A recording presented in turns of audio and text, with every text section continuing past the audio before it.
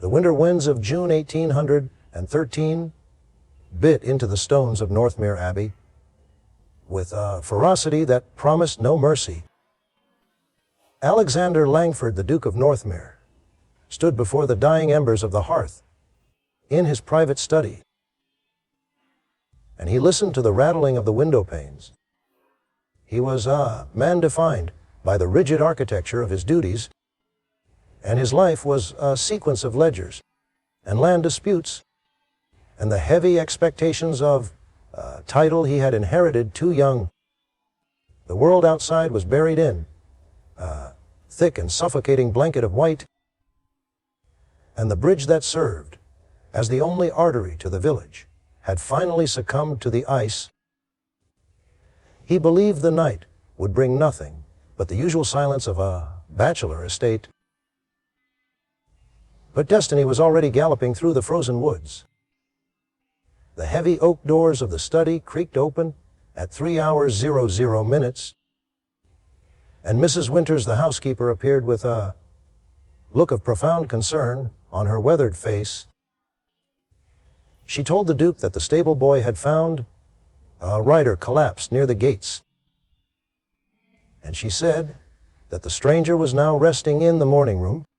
Alexander moved with a stiff and formal grace as he followed her through the echoing halls. He expected a weary traveler, or perhaps a messenger from London, but he was not prepared for the sight that greeted him. A woman lay sprawled across his favorite velvet sofa, and she was wrapped in a damp woolen blanket that did not quite hide the fact that she was wearing one of his own linen shirts. Her hair was a wild tangle of chestnut curls, and her face was flushed with the heat of a rising fever.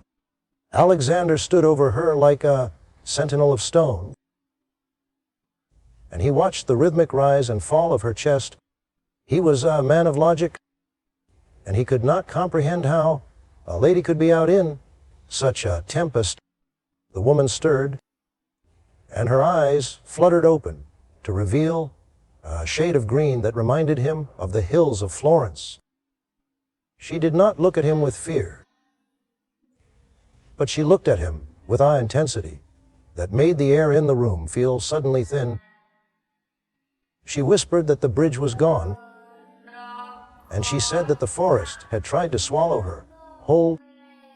Alexander asked her for her name, and the woman sat up with a wince of pain that she quickly masked with a stubborn tilt of her chin. She told him that she was Lydia Carrington, the daughter of the Earl of Carrington, and she said that she was the woman his father had chosen for him many years ago. Alexander felt a sudden jolt of recognition, and the cold reality of his situation settled in his gut. This was his fiancée, the girl he had seen only in miniatures and the formal reports of his lawyers. She had ridden through a blizzard, and she had risked her life to reach Northmere, but it was not for a romantic reunion. Lydia looked him straight in the eye, and her voice was as sharp as the winter frost.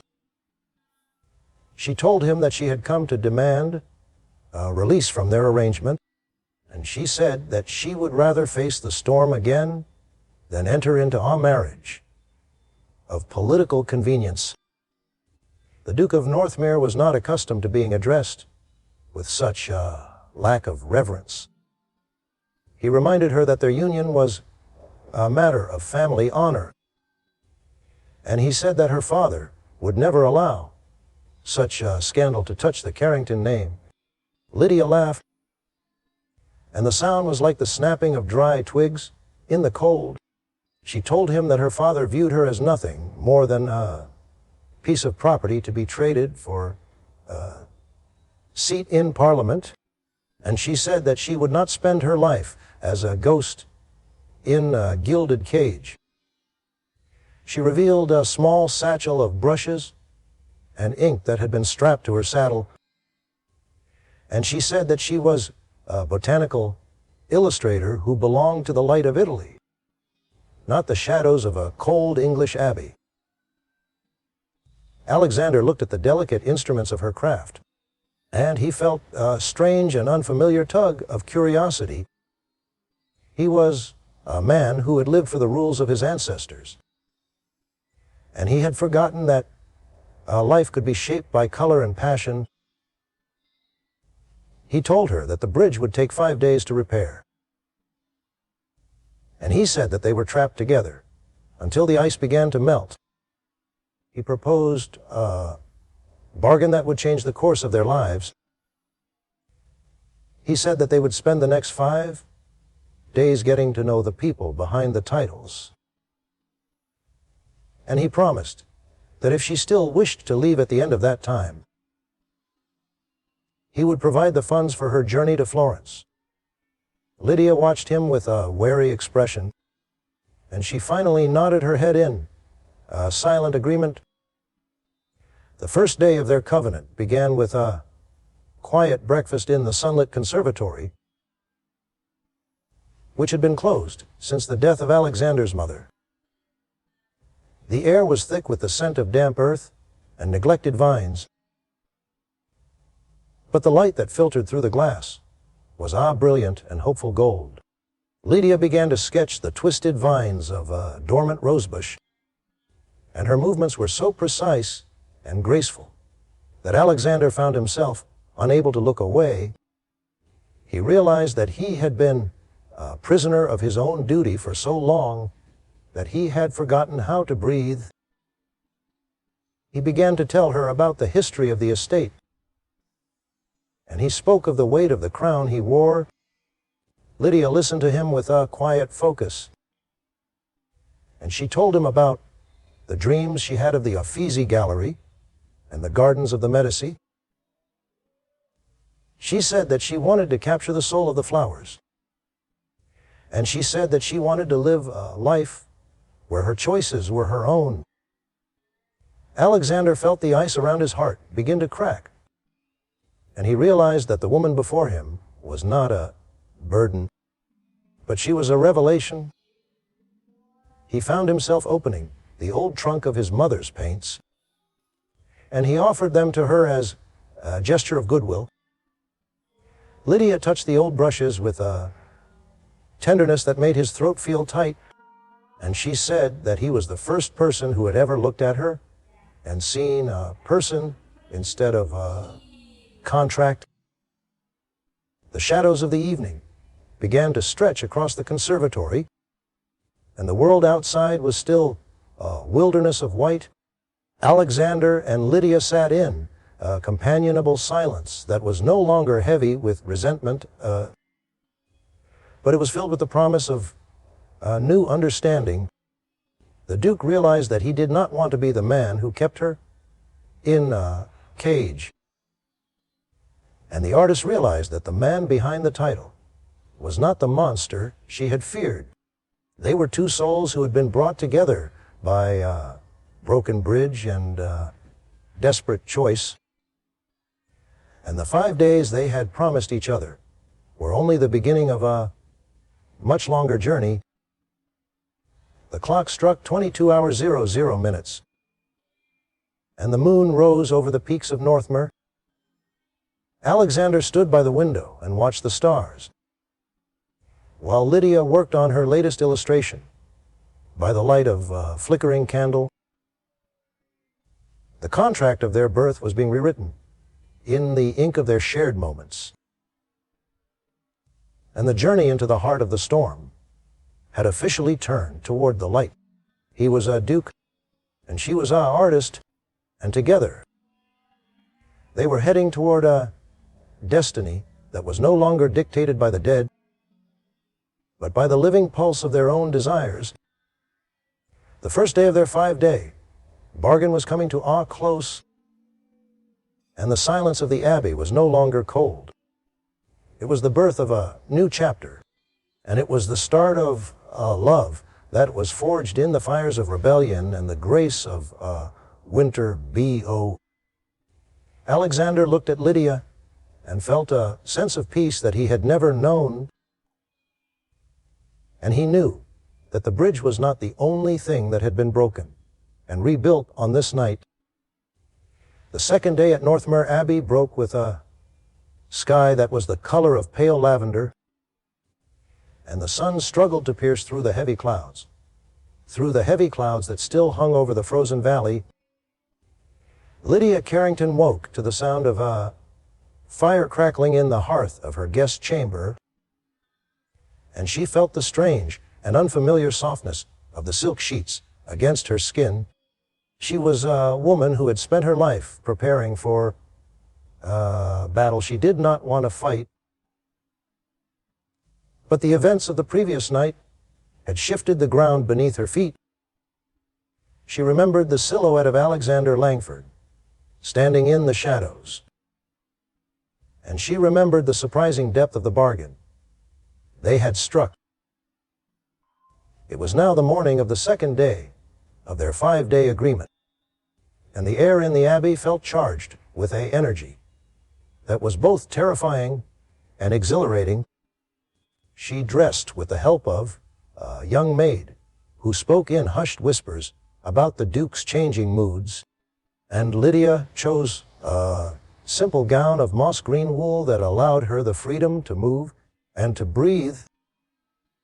She carried her satchel of botanical tools down the grand staircase, and she found Alexander waiting for her in the entrance hall.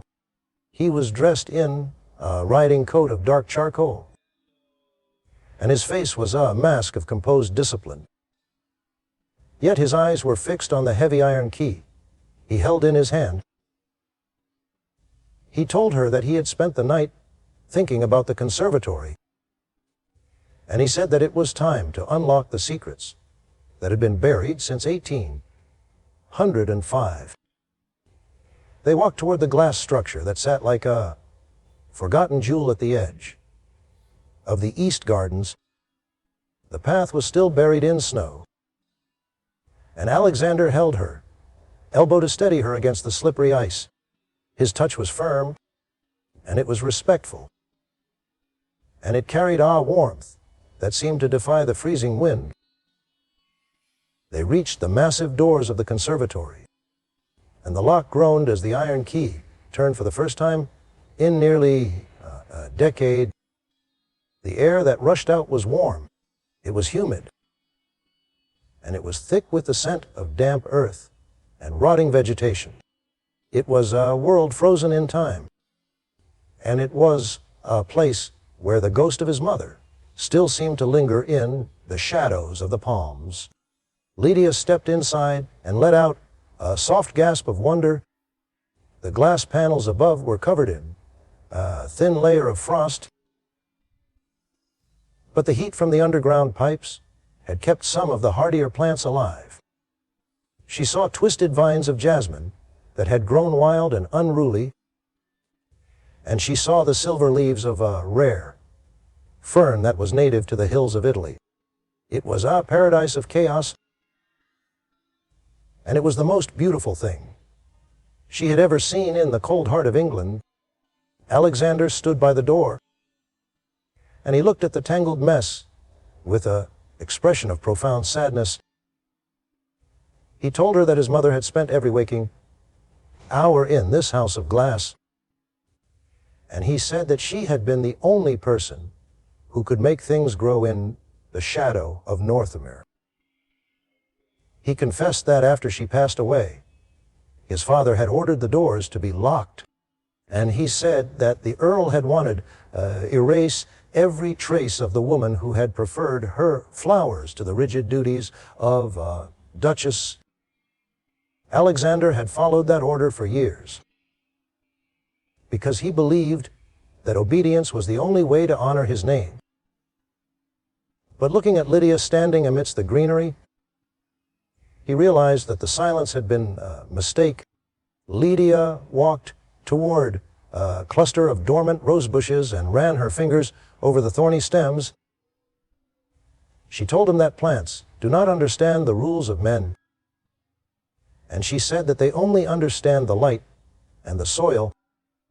She turned to look at him, and her green eyes were filled with awe intensity that made his heart hammer against his ribs. She told him that he was not his father, and she said that he did not have to live his life in a house of locked doors. Alexander felt the weight of her words settle into his soul, and he realized that the woman before him was more than a fiancée.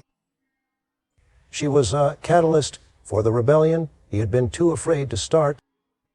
He moved deeper into the conservatory and began to clear away the dead leaves from a stone fountain. And he told her that he wanted her to use this space for her work. He said that she could paint whatever she found here, and he promised that no one would disturb her for the duration of their 5 days.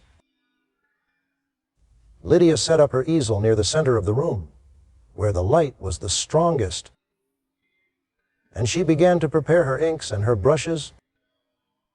She watched Alexander as he worked to revive the irrigation system, and she noticed the way his sleeves were rolled up to reveal the strength of his forearms.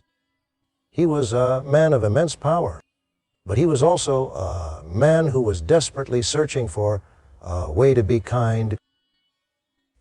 She began to sketch the intricate patterns of the fern leaves, and her hand moved with speed and precision that left Alexander breathless. He had never seen anyone so consumed by their passion, and he found himself drawn to her like a moth to a flame. The hours passed in quiet and focused harmony, and the only sound was the scratching of the nib on the paper and the occasional drip of water from the glass ceiling. Alexander brought her a cup of tea at 13 hours 30 minutes, and they sat on a mossy stone bench to rest. He asked her about Florence, and he wanted to know why she was so determined to leave her life in England behind. Lydia looked out at the frozen landscape beyond the glass, and she told him about her mother, who had been a woman of great beauty, but no agency. She said that she had watched her mother fade away into the background of her father's life, and she said that she refused to be a mere footnote in the biography of a powerful man. She spoke of the light in Italy, and she said that the colors there were so vibrant that they felt like a physical touch. She told him that she wanted to be a great illustrator who contributed to the world of science, and she said that she could not do that if she was trapped in the social requirements of London season. Alexander listened to her with admiration that he could not hide, and he realized that he had spent his life fulfilling a role while she was fighting to build life. He told her that he had always viewed Northmere as a fortress to be defended, but she was making him see it as a garden that could be cultivated. He confessed that he had never wanted to marry a woman he did not know, and he said that the arrangement had felt like a heavy shackle around his neck. But meeting her was different than he had imagined. He said that she was not the docile bride he had expected, and he told her that her stubbornness was the most beautiful thing about her. Lydia felt a flush creep up her neck that had nothing to do with the heat of the conservatory. She realized that the Duke was not the cold and distant machine she had feared, and she felt a strange and terrifying pull toward him. They returned to their work as the afternoon sun began to dip toward the horizon, and the conservatory was filled with a golden and amber glow. Lydia finished her first illustration of the fern, and she showed it to Alexander. He looked at the drawing and saw not just a plant, but the very essence of life and growth. He told her that she was a genius, and he said that the world would be a darker place if she was not allowed to paint. Lydia felt a sense of validation that she had never received from her father, and she realized that Alexander was the first person who had ever truly seen her. As the sun began to set, they locked the doors of the conservatory and walked back toward the main house. The bridge was still under repair, and the village remained a distant speck in the snow, but the isolation no longer felt like a burden. It felt like a gift. Alexander led her to the library for dinner, and they ate in front of a roaring fire that chased away the shadows of the evening. They spoke of the books on his shelves, and they argued about the merits of different philosophers. They were two minds that were perfectly matched, and they were two hearts that were beginning to beat in the same rhythm. Alexander told her that his D. Caroline would be arriving in the spring, and he said that she would be a powerful ally if Lydia chose to pursue her art. He was already thinking about her future, beyond their agreement, and Lydia realized that he was serious about his promise. He was not trying to win her over with empty words, but he was trying to prove that he was a man of his word. She asked him why he was being so generous, and he told her that he had spent his life being a duke, but he wanted to spend these 5 NGY being a man. The clock struck 22 hours 00 minutes, and the moon rose over the peaks of Northmere like a silver coin. Alexander stood by the door and watched her as she prepared to retire for the night. He did not touch her, but the intensity of his gaze was more intimate than a kiss. He told her that he was looking forward to the 3rd day, and he said that he hoped the ice would take its time to melt. Lydia felt a thrill of excitement as she walked up the stairs, and she knew that the rebellion she had started was no longer just about her own freedom. It was about the freedom of the man who was currently standing alone in the shadows of the hall. She lay in her bed and watched the shadows dance on the ceiling, and she thought about the conservatory and the key that had opened the door. The Duke of Northmere was a man of secrets, but he was also a man of immense potential. She realized that she was no longer just her NCHY from marriage, but she was running toward a destiny that she could not yet define. The bargain was half over, but the transformation was already complete. She was an artist who had found her muse, and she was a woman who had found her equal. As she drifted into a restless sleep, she dreamed of the hills of Florence and the glass walls of Northmere. She saw Alexander standing in a garden that was blooming with every flower she had ever painted, and she felt the warmth of his hand in hers. The winter was still raging outside, but inside the abbey the spring had already begun to take root. She was ready for the 3rd day, and she was ready for whatever the Duke had to show her. The story was no longer written in the ink of the Earl, but it was being painted in the colors of her own heart. The silence of the night was filled with the promise of the morning, and the ghosts of the past were finally beginning to rest. Alexander Langford was a man who had found his voice, and Lydia Carrington was a woman who had found her home. They were the masters of their own house of glass, and they were ready to face the world with their eyes wide open. The 2nd day was done, and the light of the new dawn was just around the corner. The 3rd day at Northmere Abbey began with a sudden and violent disruption of the peace they had built in the glass house. The morning was clear, and the sun was brilliant and blinding gold against the melting snow. Yet the sound of heavy wheels and the frantic barking of hounds signaled the end of their isolation. Alexander Langford stood by the window of the breakfast room, and his face returned to the rigid mask of the Duke as he watched a black carriage with the Carrington crest pull into the gravel drive. The Earl of Carrington had arrived ahead of schedule, and he brought with him the cold wind of the London ton.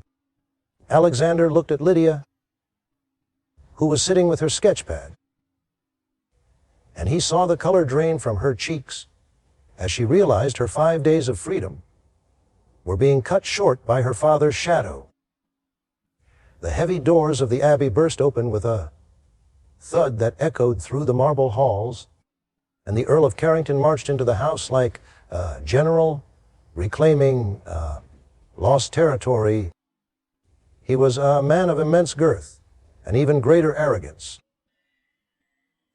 and his eyes were red with anger that had been simmering since his daughter's disappearance. He did not offer a greeting to Alexander, but he turned his fury upon Lydia, who stood her ground near the fireplace. The Earl shouted that she had ruined her reputation, and he said that her flight into the storm was the act of a madwoman. He demanded that the wedding take place immediately to cover the scandal, and he told her that her paints and her botanical dreams were to be burned before the sun set. Alexander stepped between the father and the daughter, and his presence was like a wall of unyielding granite. He told the Earl that Lydia was a guest in his home, and he said that no one would be burning anything under the roof of Northmere. The Duke spoke with a voice that was low, it was steady, and it was lethal. He reminded Carrington that the bridge had only just been repaired, and he said that he would not have his fiancée treated like a criminal in the presence of his servants. The Earl sneered at Alexander, and he told the Duke that he was being too soft with a stubborn girl who needed to be broken. He insisted that they leave for the village church at 13 hours 00 minutes, and he said that the contract demanded an immediate union to secure the Carrington influence. Lydia felt a surge of the old fear that had haunted her childhood, but then she felt the heat of Alexander's hand on her shoulder. It was a gesture of solidarity, and it was a promise of protection. She looked at her father, and she told him that she would not be moved like a piece of furniture. She said that she had come to Northmere to seek a release, but she had found something far more valuable in the silence of the conservatory. The Earl raised his hand as if to strike her, but Alexander caught his wrist with a grip that made the older man gasp in pain. The Duke told him that if he touched her again, he would find himself thrown out into the snow without a carriage or a coat.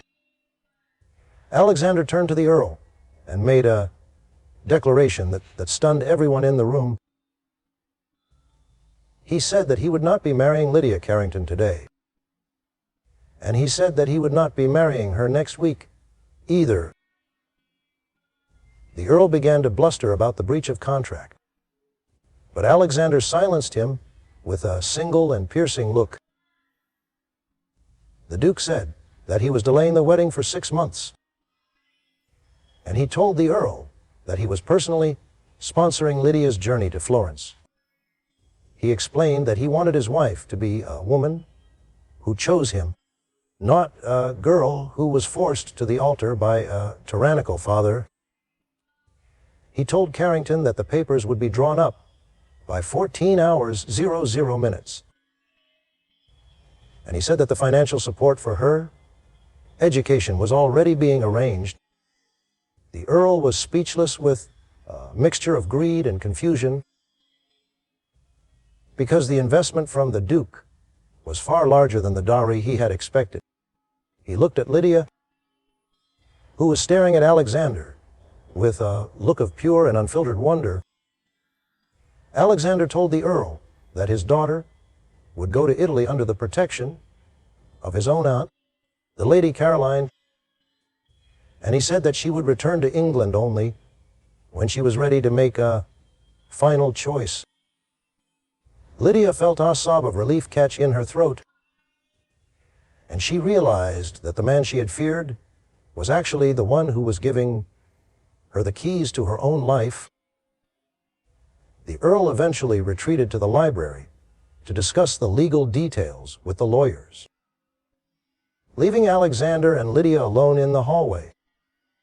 The silence that followed was not cold, but it was filled with awe intensity that made the marble floors seem to hum. Lydia stepped forward and touched the sleeve of his coat, and she asked him why he was doing this for her. She said that he was risking his own reputation for a woman who had tried to run away from him. Alexander looked down at her, and he saw the artist who had brought color back into his gray world. He told her that he did not want a duchess who was a prisoner, and he said that he wanted a partner who could look at the stars with him. He confessed that he had spent his whole life following the orders of the dead,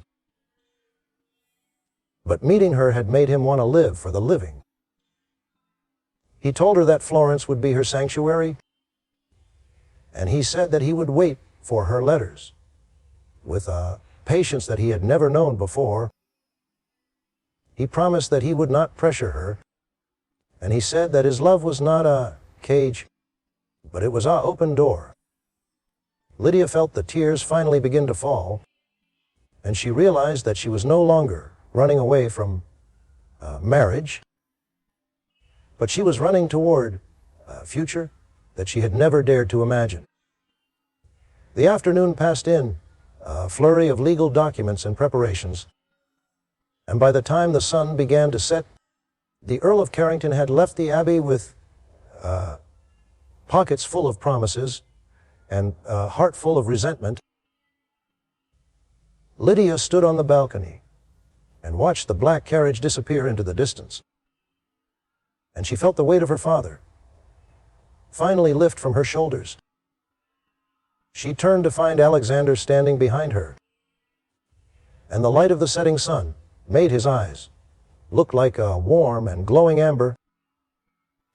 He told her that the coach for London would depart at 8:00 the following morning, and he said that Lady Caroline was already waiting for her at the docks. Lydia reached out and took his hand, and she felt the strength of the man who had sacrificed everything for her freedom. She told him that she would write to him every single day, and she said that she would paint the hills of Florence with the colors of Northmere. Alexander pulled her closer, and he whispered that he would be waiting at the gates for her return. They stood together as the first stars of June 1813 began to flicker in the sky, and they knew that the 5-day bargain had turned into a lifetime of grace. The journey was just beginning, and the path to Italy was long, but they were no longer afraid of the storm. They were two souls who had found their voice in the silence, and they were ready for the world to see the beauty of their choice. The Earl was gone, and the contract was changed, and the love that was forged in the bio Taiti was now the light that would guide them home. The city of Florence was a masterpiece of terracotta and gold, and the air was filled with the scent of sun-baked stone and blooming citrus. It was September 1813, and Lydia Carrington found herself standing in the center of a world that pulsed with the light she had only ever seen in her dreams. She was no longer the girl who had collapsed in the snow of Northmere, but she was a woman who spent her days at the studio of Signora Benedetti, perfecting the delicate lines of her botanical illustrations. Yet, despite the beauty of Italy, Her heart was tethered to a cold stone abbey thousands of miles away. The distance between her and Alexander Langford was a vast and silent ocean, but it was bridged by the constant arrival of the post. Lydia sat in the shade of a lemon tree in her small garden, and she held a letter that had arrived that morning from England. The parchment was heavy,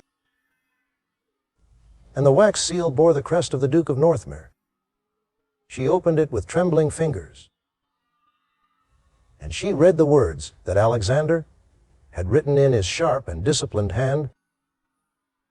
He told her about the repairs to the conservatory, and he said that the jasmine she had rescued was now climbing toward the glass ceiling. He wrote about the silence of the library without her arguments, and he confessed that he had spent many hours looking at the sketches she had left behind. Alexander was a man who had lived his life as a sequence of duties, but his letters revealed a vulnerability that he had never shown in person. She responded with her own pages, which were often stained with the vibrant pigments of her work.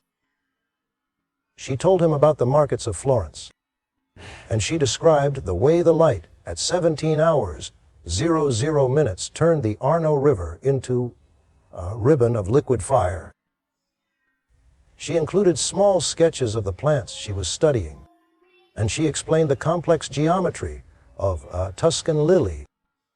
Lydia realized that these letters were not just an exchange of information,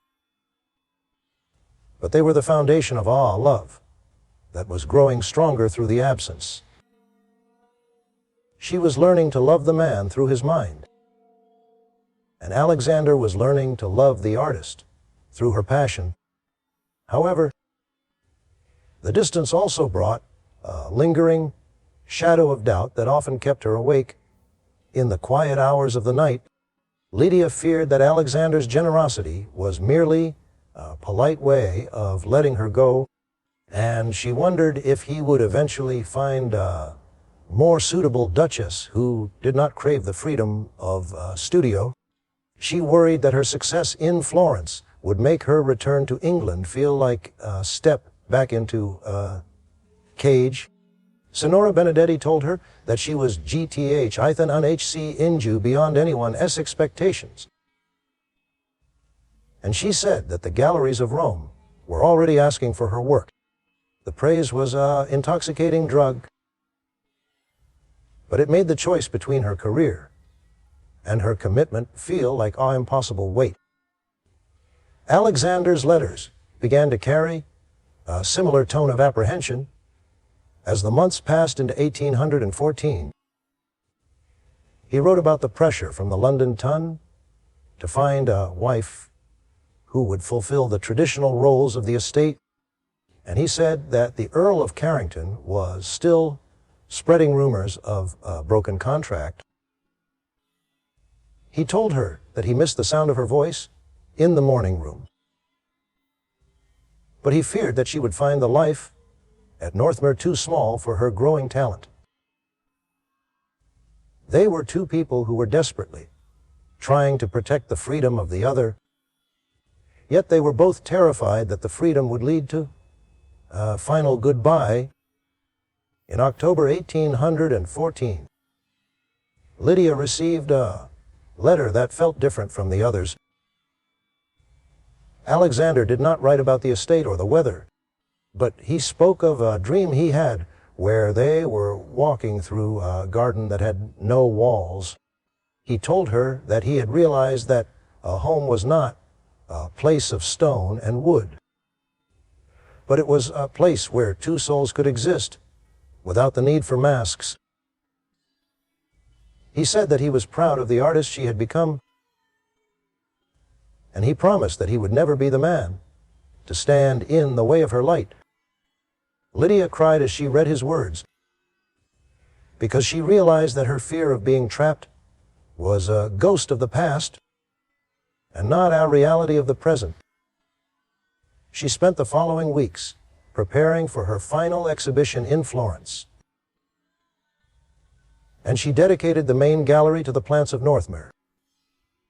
She painted the winter roses and the tangled jasmine with awe intensity that captured the attention of every critic in the city. She wanted to show the world that her art was not an escape from her life, but it was the very essence of the love she felt for the man who had let her go. Senora Benedetti told her that she was no longer a student, but she was a master of her craft. And she said that the world was waiting for her next move. The winter of 1814 was mild in Italy, but the news from England remained cold and distant.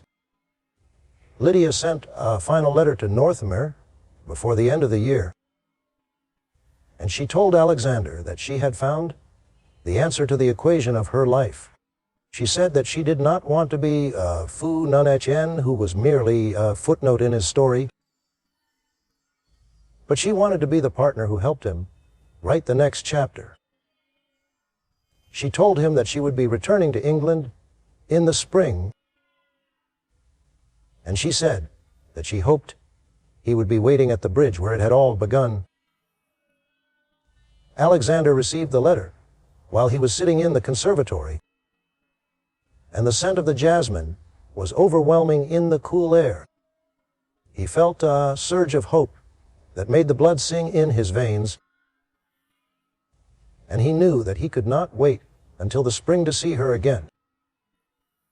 He realized that he had spent enough of his life following the rules of time and duty, and he decided that it was time to make a choice of his own. He began to make preparations for a long journey across the continent, and he told Mrs. Winters that he would not be returning to Northmere alone. The distance between Florence and England was beginning to close, and the letters that had been their only connection were about to be replaced by the warmth of a physical presence. They had survived the isolation, and they had survived the doubt, and they were ready to face the world with their eyes wide open. The path was set, and the light of the new year was just around the corner. Lydia Carrington was an artist who had found her voice, and Alexander Langford was a man who had found his heart, and together they were ready to build a house that was made of glass and grace. The clock struck midnight as 1815 arrived, and the stars over Florence were mirrored in the dark waters of the Arno. The journey was almost over, and the true beginning was about to unfold. The city of Florence appeared like a dream of gold and terracotta beneath the warm April sun of 1815. Lydia Carrington stood in the center of the Boboli Gardens, and her heart beat with awe intensity that matched the vibrant colors of the blooming azaleas. She was finishing the final details of her latest sketchbook, and she felt the light of Italy soak into her skin like a blessing. The year had been a whirlwind of success, and her name was whispered with respect in the galleries of the Uffizi. Yet the silence between the lines of her letters to England had begun to grow heavy. She had not heard from the Duke of Northmere for 3 long weeks, and the fear that Alexander Langford had moved on was a constant and aching shadow in her mind. Lydia adjusted her easel and looked toward the distant silhouette of the Duomo, and she felt the familiar pull of the northern winds. She had found her freedom, she had found her voice, and she had found her place among the masters. But the victory felt hollow without the man who had given her the key to her own cage. She wondered if he was currently sitting in the library of Northmere Abbey, and she wondered if he had already found a more suitable bride to grace his halls. The thought was a sharp and bitter sting, and it made her fingers tremble as she reached for her brush. She was a woman who had conquered the art world of Florence. But she was also a woman who was desperately and hopelessly in love with a man she had left behind. Suddenly, a shadow fell across her paper, and the air seemed to hum with an energy that made her breath catch in her throat. She did not turn around immediately, because she was afraid that her mind was playing a cruel trick on her senses. The scent of sandalwood and English rain drifted on the warm Tuscan breeze, and it was a scent that belonged to Northmere. It belonged to the conservatory, and it belonged to the man who had let her go. A voice that was deep and resonant and filled with quiet longing spoke her name, and the sound of it was more beautiful than any opera she had heard in Italy. Lydia turned slowly, and she saw Alexander Langford standing only a few feet away.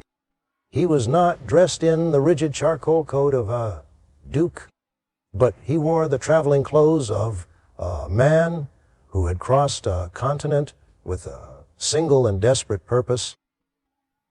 His face was weathered from the journey, and his eyes were fixed on her with intensity that made the rest of the world disappear. Alexander had walked away from his duties, and he had walked away from the expectations of the ton, and he had come to find the woman who had haunted his every waking thought. He told her that he could not wait until the spring, and he said that the distance had become a torture that he could no longer endure. Lydia felt the tears of joy prick at her eyes, and she realized that the Duke had finally chosen his own heart over his heritage. They stood together in the sunlit garden, and the silence was no longer a barrier, but it was a bridge. Alexander stepped closer and took her hand in his, and his grip was as steady as the stones of his abbey. He told her that he had read her final letter 1,000 times, and he said that he had realized that a home was not a building of stone, but it was the place where her light resided. He confessed that he had been afraid to come to Florence, because he thought she might have found a life that was too big for him. But then he saw her paintings in the gallery, and he knew that her soul was still intertwined with the jasmine of Northmere. Lydia leaned her head against his shoulder, and she felt the vibrations of his voice against her skin. She told him that she had GT'd an unexian you beyond her wildest dreams. But she said that the success meant nothing if she could not share it with the man who had believed in her first. She admitted that she had been terrified, that he had forgotten her, and she said that the letters had been her only lifeline in a sea of unfamiliar faces. Alexander pulled her into a gentle embrace, and he whispered that he would never let her go again. He promised that their life together would not be a cage, and he said that he would build her a studio that would rival any workshop in Italy. The afternoon passed in golden and amber haze as they walked through the streets of Florence. They visited the small studio of Senora Benedetti, and the Duke spoke with a grace and a respect that charmed the old teacher. Alexander saw the sketches of the Northmere roses hanging on the walls, and he realized that Lydia had been carrying his home with her every step of the way. He told her that his Aunt Caroline was already preparing for their return to England, but he said that they would stay in Italy as long as she needed to finish her work. He was no longer the man who demanded obedience, but he was the man who offered a partnership. They sat at a small cafe near the River Arno as the clock struck 18 hours, 00 minutes, and the water turned into a ribbon of liquid gold. Alexander told her that the Earl of Carrington had tried to stir up a scandal, but he said that he had silenced the man with a single and public declaration of his support for her art. He told her that the world was changing, and he said that he wanted to be the man who helped her lead the way. Lydia felt a sense of freedom that was far more powerful than the freedom she had found alone. It was the freedom to be herself while being loved by a man who truly saw her. As the sun began to set behind the hills of Tuscany, casting a bloody and beautiful red glow over the city, they made their way back to her garden. Alexander stopped her beneath the lemon tree, and he looked at her with affection that was no longer hidden behind the mask of duty. He told her that he had come to Florence to ask her a question that he should have asked in the snow of Northmere. He did not ask her to be his duchess, but he asked her to be his equal, and he asked her to be his life. Lydia did not need to calculate the odds or analyze the logic, because her heart had already given the answer long ago. She accepted his proposal with intensity that made the air feel like a physical touch, and they kissed beneath the stars of Florence. The winter was gone, and the spring was in full bloom. And the journey that had started with a broken bridge had finally led them to the light. They were two souls who had found their voice, and they were ready to face the world with their eyes wide open. The Duke and the artist were no longer figures in a contract, but they were the masters of their own destiny. The clock struck midnight as the moon rose over the Arno, and the world was quiet and filled with a profound peace. Alexander and Lydia sat together in the garden, and they spoke of the wedding that would take place in the summer of 1815. It would be a celebration of choice and grace, and it would be the start of a legend that would be told for generations. They were the keepers of the light, and they were the keepers of each other.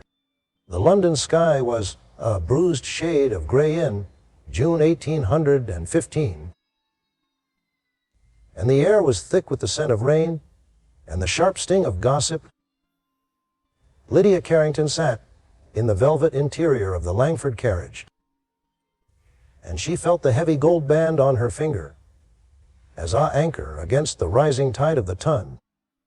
She had returned from Florence as a woman of independent means and international acclaim, but to the elite of Mayfair, she was still the scandalous daughter of a disgraced earl. Alexander Langford sat beside her, and his hand was a steady presence on hers.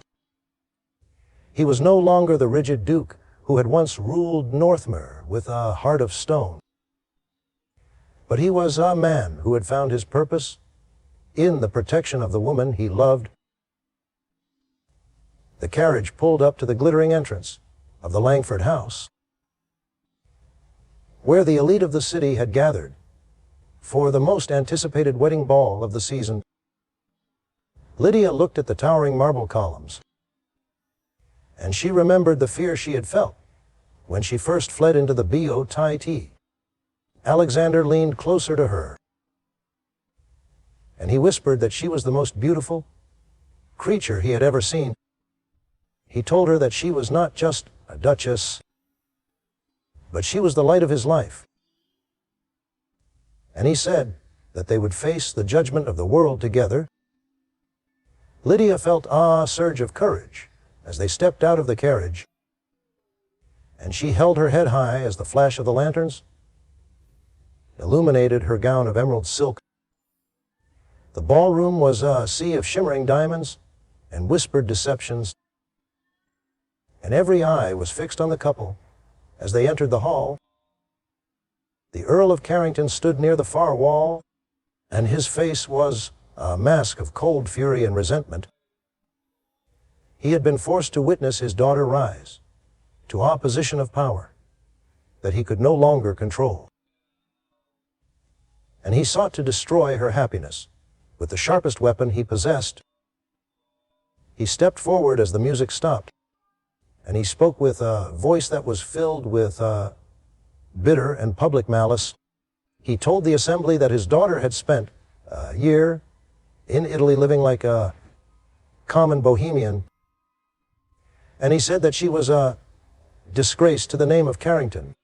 The room fell into a hushed and terrible stillness, and the ladies of the ton began to whisper behind their lace fans. The scandal was ripe, and the air was heavy with the expectation of collapse. Lydia felt the old shame begin to rise in her chest, but then she felt Alexander's arm tighten around her waist. He did not look at the Earl, but he looked at the crowd with eye intensity that made the bravest men flinch. The Duke of Northmere spoke with a voice that echoed through the rafters like a thunderbolt. He told the Earl that he was mistaken, and he said that Lydia was not a disgrace, but she was the greatest treasure of the sterling crown. He announced to the entire room that his wife was an artist of the highest order, and he said that her work had been celebrated by the masters of Florence. Alexander declared that he was proud to be the man who stood by her side, and he told the ton that he would not tolerate a single word of disrespect toward the Duchess of Northmere. He said that the world was changing, and he told them that a woman of talent and spirit was worth more than 100 titles. The Earl of Carrington tried to speak, but Alexander silenced him with a single and lethal look. The Duke told the Earl that he was no longer welcome in his house, and he said that the connection between their families was officially severed. The music began to play again at 20 hours 30 minutes, and the waltz was a defiant and beautiful melody that drowned out the remnants of the gossip. Alexander led Lydia to the center of the floor, and they danced with a grace that was no longer a performance, but a celebration of their victory. Lydia felt the eyes of the crowd shift from judgment to a grudging admiration. She was not just a wife, and she was not just a daughter, but she was a woman who had found her own place in the world. She looked at Alexander, and she saw the man who had sacrificed his own reputation to protect her dreams. The following morning,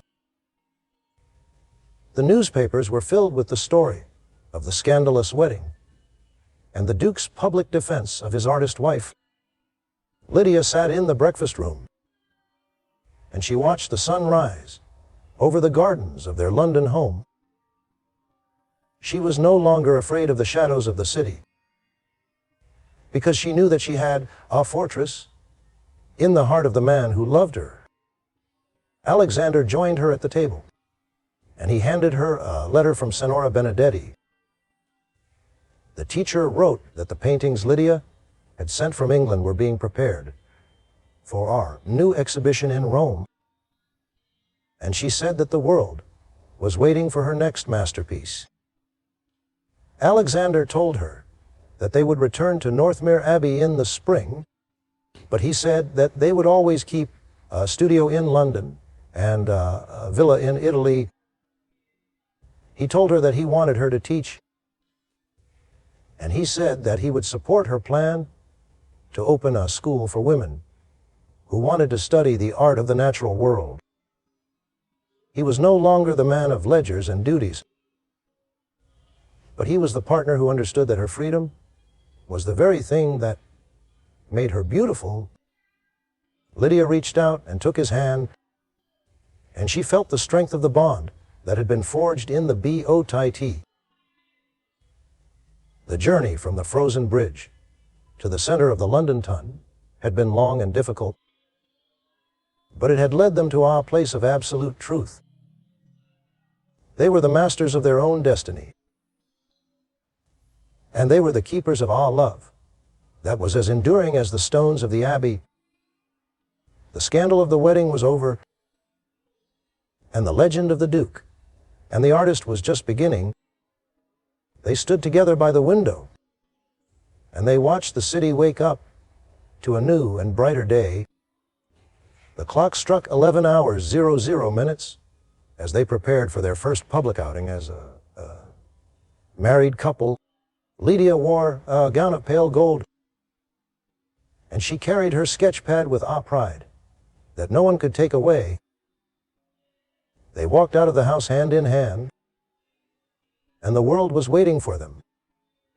The era of the Carrington Earl was over, and the era of the Northmere Duchess had arrived, and it was a world filled with choice and grace.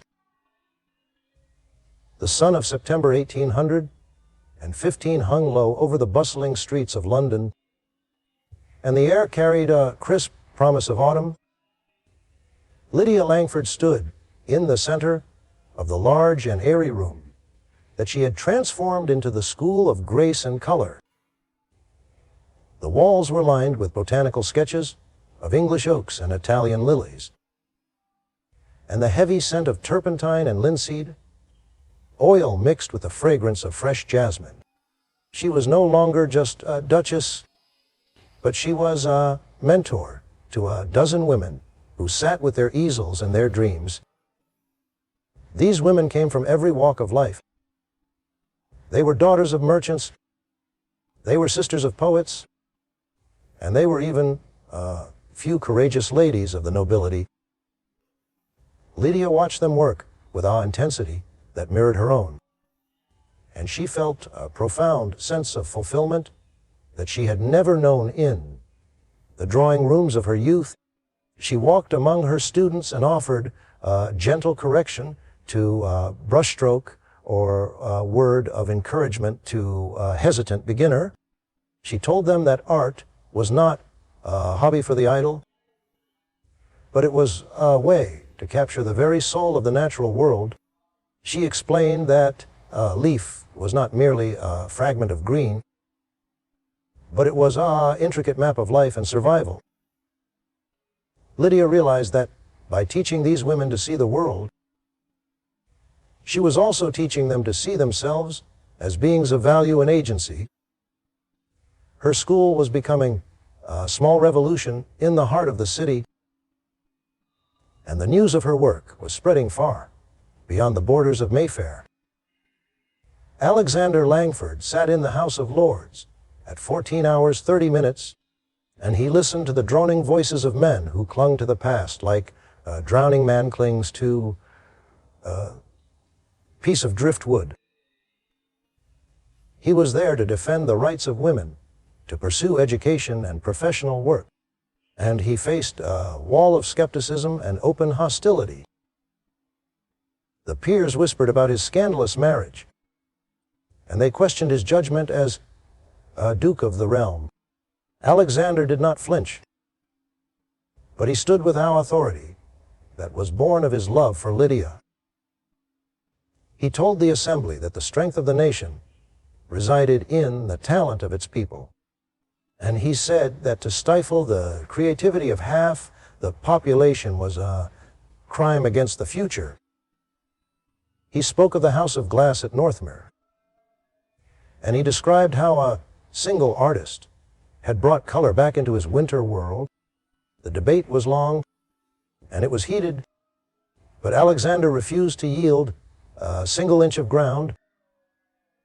He was no longer the man who lived for the rules of his father, but he was the partner who understood that his wife was a pioneer. He returned to their London home at 18 hours 00 minutes, and he found Lydia cleaning her brushes in the fading light of the studio. He told her about the battle in the Parliament, and he said that the old guard was afraid of the change she was bringing. Lydia wiped a smudge of indigo paint from her cheek, and she looked at him with an admiration that made his heart swell. She told him that she would not be silenced by the whispers of the ton, and she said that she would continue to paint and to teach as long as there was a single woman who wanted to learn. Alexander took her hands in his, and he felt the roughness of the charcoal and the stains of the pigments. He told her that he had commissioned a new wing for the school, and he said that he wanted her to have a gallery where her students could exhibit their work to the public. He was not just a benefactor, but he was an ally who saw the world through her eyes. He confessed that his peers thought he was a fool for allowing his wife to work, but he told her that he had never felt more like a wise man. They sat together on the small sofa by the window, and they watched the gaslights of the city flicker to life. The distance between the Duke and the artist was gone, and they were now two soldiers fighting for the same, because in October 1815, the first exhibition of the School of Grace and Color was held, and the event was attended by the most influential figures of London society. The paintings were not portraits of dukes or landscapes of hunting grounds, but they were delicate and detailed studies of the smallest wildflowers and the most intricate ferns. The critics were stunned by the precision and the beauty of the work, and the galleries began to offer contracts to Lydia's most talented students. It was a triumph of choice over requirement, and it was a victory for every woman who had ever been told that her place was in the background. Lydia stood by the entrance and greeted the guests with a poise that was both regal and humble. She saw the Earl of Carrington standing near the back of the room, and he was looking at her with an expression of baffled defeat. He had tried to break her, but she had built a kingdom. He eventually turned and left without a word, and Lydia felt the final remnants of his shadow disappear from her life. She was the Duchess of Northmere. She was the founder of a school, and she was our artist who had found her grace. Alexander joined her as the clock struck 1 hour 00 minutes, and he handed her a glass of champagne to celebrate the success. He told her that the news from Florence was excellent, and he said that Signora Benedetti was planning to visit England in the spring. He also revealed that he had secured a permanent site for the school, and he said that it would be named the Carrington Langford Academy of Art. Lydia looked at him and felt a wave of emotion that she could not describe. She told him that she had once wanted to run away from him, but now she realized that he was the only person who had ever truly given her a home. They stood together in the center of the gallery, surrounded by the colors and the dreams of the women they had helped. The journey had been long, and it had been difficult, but they had found a way to turn a marriage of duty into a partnership of soul. The winter was far behind them, and the autumn was filled with the promise of a new and vibrant life. Alexander kissed her hand, and the touch was as light as a petal and as strong as a vow. They were the masters of their own destiny, and they were the keepers of the light. The school was growing, and the reputation of the Duke and the artist was reaching every corner of the empire. They were the defenders of the freedom to choose, and they were the pioneers of our new way of living. As the moon rose over the city of London, casting a silver glow over the roofs and the spires, they walked back to their home hand in a hand. The story of the Northmere House of Glass was being written in the colors of the future, and the light of their love was the brush that painted the way. The air around Northmere Abbey was filled with the soft perfume of blooming bluebells and the gentle humming of bees. It was April 1816, and the world outside the stone walls was waking up to a season of rebirth and abundance of light. Lydia Langford stood in the center of the restored conservatory, and she watched the sunlight filter through the glass panels that had once been covered in the dust of neglect. She was no longer the desperate girl who had ridden through Butai to escape loveless fate, but she was a woman who had built a kingdom of color and grace. Her belly was heavy with the promise of a new life, and she felt a profound sense of peace that she had never dared to imagine during her lonely years in the Carrington estate. Alexander Langford walked into the House of Glass at 11 hours 00 minutes, and his face was no longer a mask of rigid duty, but it was a landscape of contentment and pride.